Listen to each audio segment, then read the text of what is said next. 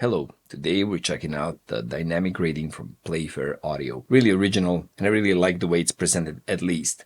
So let's check out the way it sounds, but just to explain a tiny bit of it, divide the signal into 3 separate parts, and that's looking at the amplitude. So the super loud, that's only the transients, the body, which is where all the energy is, and also the floor, which is where all the low level, really quiet information is. So reverb tails and such.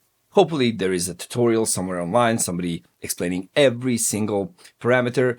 I think I even saw this being explained completely by the creator, the developer. And if you want me to make one, just comment something in the section, subscribe, give it a like if you like my videos. And also, if you want to learn more about music production, check out mixingacademy.com. Let's get on with the plugin. What I'll do initially is just I'll reset it and I can click this magic button right here. So I'll play the signal and then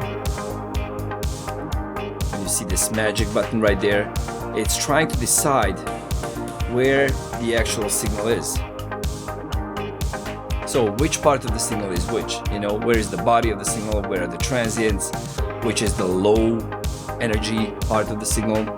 And when it does that, now I can affect every single part of it separately. And you can actually see where the body is originally in the source and where it's going to end up in the target. And you can see the same thing for everything below that, for the floor. And you can see for the punch as well, how it's transferring. So right now, the only thing we're doing is we're compressing the body of the signal. We're not touching the punch and we're not touching the floor, which is actually interesting. So we can compress the part of the song where you have the most energy, but we don't have to touch the floor, which is like the low level information. Don't have to touch it at all. And we don't have to touch the transients at all as well, which is also nice because the way you used to do that is maybe use parallel compression. So you could actually get some compression in there, but also leave the transients. This way you can actually leave alone the transients and compress the body and also not affect the floor, the low level information. Just super nice. Or just do the opposite, do any kind of combination you wanted. So right now, let's compare the way this sounds originally and without the effect.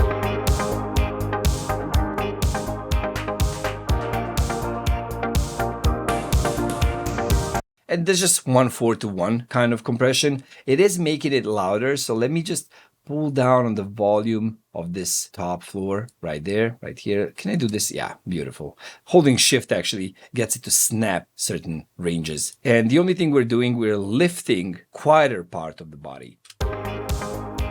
So now that's a 2.1:1 ratio.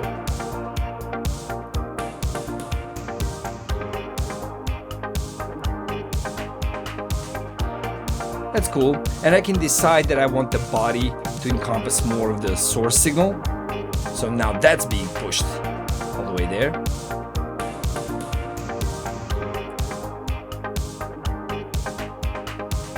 Yeah, that's compressed. Can make that slower.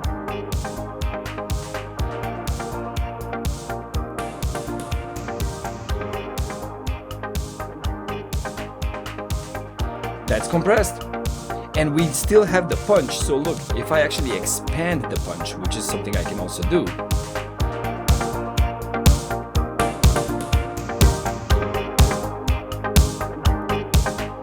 So that's the punch we're actually not touching at all.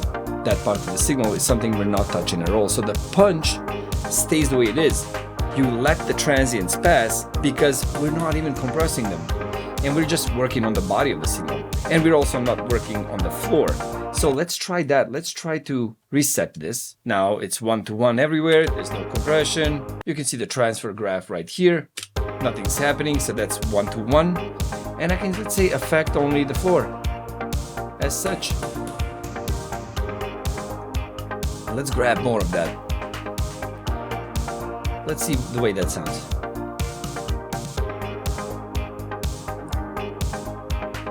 Yeah, I guess that if you stopped and had a lot of this noise and reverb tails, you would actually hear this. I tested that in a different kind of project, and everywhere where I had a breakdown, the energy actually fell down, in those parts of the song. Well, this pulled it up. It really created an interesting pumping effect. So you can use this for creative purposes as well. I wouldn't go so crazy, but you can also expand it. So we could expand on this floor signal and practically remove noise. So we could gate only on that part of the signal and also compress on the top part and then not even touch the punch, or maybe even expand the punch. So maybe we can not touch the body, but just like try to see gate the low parts of the signal. Let's say like this, only the super low stuff. Just make it disappear faster and then expand on those transients.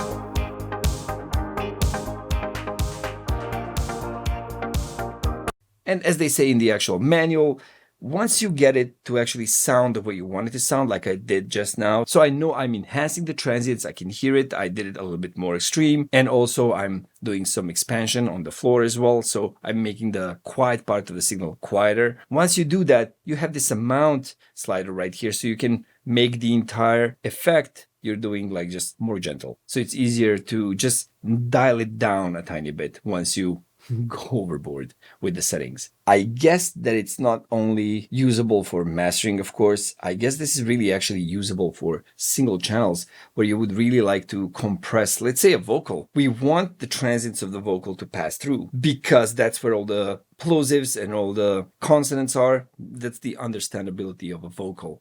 But we want to, cover the compression on all the vowels. Now, you can do that with a standard compressor, of course, but if you compress it this way, you can actually see where the energy is. It's showing you the energy with this kind of a histogram, basically.